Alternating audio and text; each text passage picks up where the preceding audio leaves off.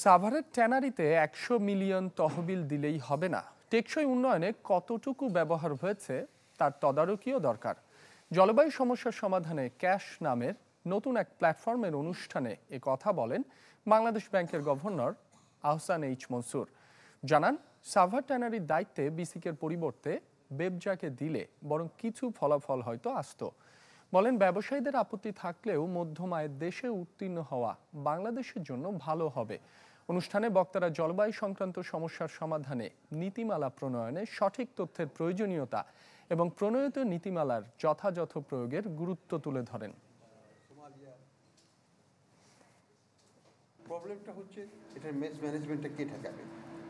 আমরা তো 100 মিলিয়নের বেশি খরচও করছি, আগে কি পেয়েছি? পাইনি। আরও 100 দিলে কি এটা সলভ হবে? যদি ম্যানেজমেন্ট ঠিক না হয় হয়তো সেটাও বর্জ্য হিসাবে চলে যাবে। কাজে আমাকে আগে এই বিসিকের কাছ থেকে, আমার মতে বিসিকের কাছ থেকে এটাকে উদ্ধার করতে হবে।